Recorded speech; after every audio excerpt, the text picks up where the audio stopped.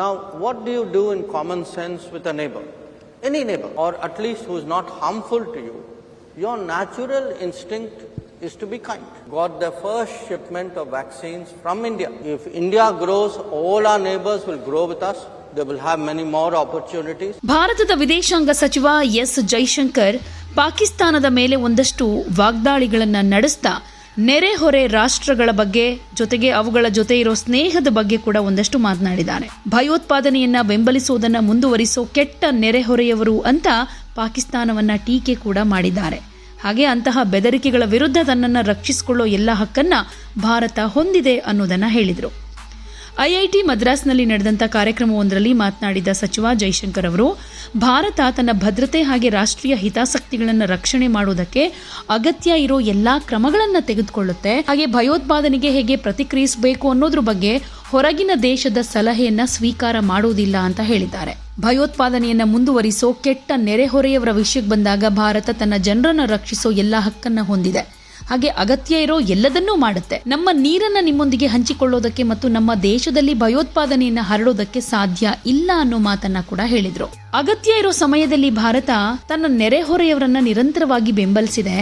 ಆದ್ರೆ ನೆರೆಹೊರೆ ಬಗ್ಗೆ ತಮ್ಮ ವಿಧಾನ ಸಾಮಾನ್ಯ ಜ್ಞಾನದಿಂದ ಒಂದಷ್ಟು ಮಾರ್ಗದರ್ಶಿಸಲ್ಪಡುತ್ತೆ. ಉತ್ತಮ ನೆರೆಹೊರೆಯವರೊಂದಿಗೆ ಭಾರತ ಕೋವಿಡ್ ಟೈಮ್ನಲ್ಲೂ ಲಸಿಕೆಗಳು, ಉಕ್ರೇನ್ ಸಂಘರ್ಷದ ಟೈಮ್ನಲ್ಲಿ ಇಂಧನ, ಆಹಾರ ಬೆಂಬಲ, ಶ್ರೀಲಂಕಾದ ಆರ್ಥಿಕ ಬಿಕ್ಕಟ್ಟಿನ ಟೈಮ್ನಲ್ಲಿ $4 ಬಿಲಿಯನ್ ಸಹಾಯವನ್ನ ಮಾಡಿದೆ ಅಂತ ಹೇಳಿದ್ರು. ಯಾಕೆಂದ್ರೆ ಬಾಂಗ್ಲಾದೇಶಕ್ಕೆ ಜೈಶಂಕರ್ ಅವರು ವಿಸಿಟ್ ಕೊಟ್ಟು ಆದ್ಮೇಲೆ ಒಂದಷ್ಟು ಮಂದಿ ಇದನ್ನ ಟೀಕೆ ಮಾಡಿದ್ರು. ಅಲ್ಲಿದ್ದಂತ ಒಬ್ರು ಜೈಶಂಕರ್ಗೆ ಇದೇ ಪ್ರಶ್ನೆಯನ್ನ ಕೂಡ ಕೇಳಿದ್ರು ನೆರೆಹೊರೆಯ ದೇಶದ ಬಗ್ಗೆ. ಆಗ ಮಾಜಿ ಪ್ರಧಾನಿ ಬೇಗಂ ಖಲೇದಾ ಅವರ ಅಂತ್ಯಕ್ರಿಯೆಗಾಗಿ ನಾನು ಅಲ್ಲಿಗೆ ಹೋಗಿದ್ದೆ ಅಂತ ಹೇಳ್ತಾ ನೆರೆಹೊರೆಯ ದೇಶಗಳ ಜೊತೆ ಭಾರತದ ಸಂಬಂಧ ಜೊತೆಗೆ ಇಂಡೈರೆಕ್ಟ್ ಆಗಿ ಪಾಕಿಸ್ತಾನದ ಜೊತೆ ಯಾವ ರೀತಿಯಾಗಿ ಇದೆ ಅಂಡ್ ಭಾರತದ ಕರ್ತವ್ಯ ನಡೆ ಈ ನಿಟ್ಟಿನಲ್ಲಿ ಏನಾಗಿರುತ್ತೆ ಅನ್ನೋದನ್ನ ಎಕ್ಸ್ಪ್ಲೈನ್ ಮಾಡಿದ್ರು. ಅದರಲ್ಲೂ ಇದೊಂದು ಕಾಮನ್ ಸೆನ್ಸ್ ಅನ್ನೋ ದೃಷ್ಟಿಕೋನದಿಂದ ನೋಡೋದಾದ್ರೆ ಯಾವ ರೀತಿಯಾಗಿರುತ್ತೆ ಅನ್ನೋದನ್ನ ಎಕ್ಸ್ಪ್ಲೈನ್ ಮಾಡಿದ್ದಾರೆ.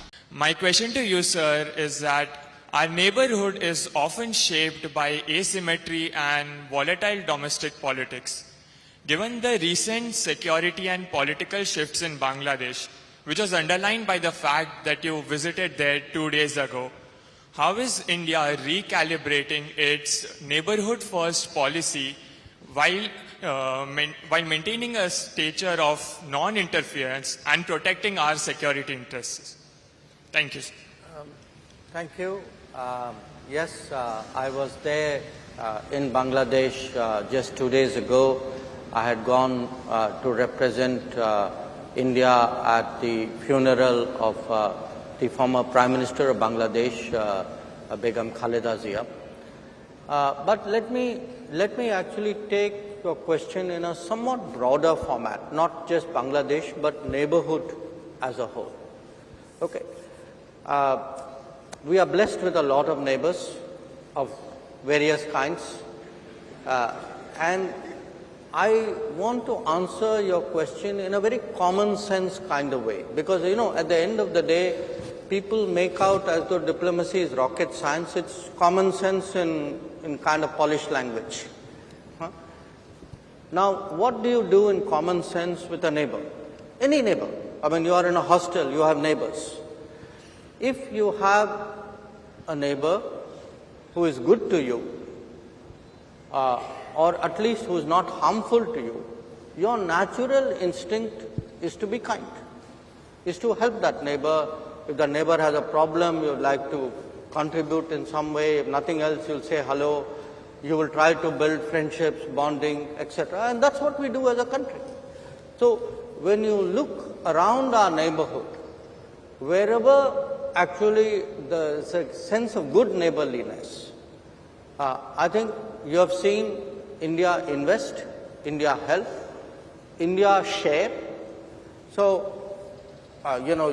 we were talking about the COVID. Most of our neighbors got their first shipment of vaccines from India. Again, when our vaccination program was still going on. Okay. Then, I give you a second example, the Ukraine conflict. Because of the Ukraine conflict, there was a there were food shortages, there were fuel shortages, there were financial crises. Now again, with many of our neighbors, we supplied fuel, we helped out with food, we helped out with fertilizer, and in a sense we were sharing what we had. Now some neighbors went through very exceptional stresses. A very notable one was Sri Lanka. That Sri Lanka actually had an acute financial crisis. And we actually stepped up with a package of $4 billion at a time when, their negotiations with the IMF were still sort of moving at a very glacial pace. So that's what, in a way, good neighbors can do. I mean, just recently, there was a cyclone in Sri Lanka called Ditwa. The day the cyclone happened, by that very afternoon, we were there. We were there with help. Our ships were at the port, but within a day, our helicopters reached there. Our rescue teams were there.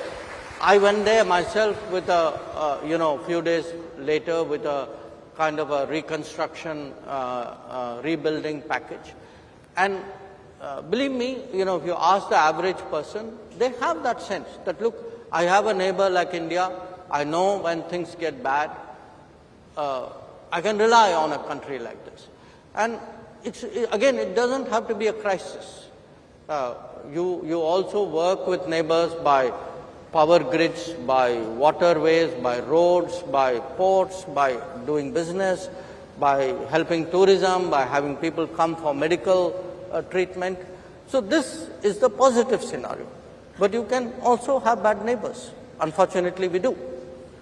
Now, when you have bad neighbors, and if you look to the one to the west, if a country decides that they will deliberately, persistently, unrepentantly continue with terrorism, we have a right to defend our people against terrorism. We will exercise that right.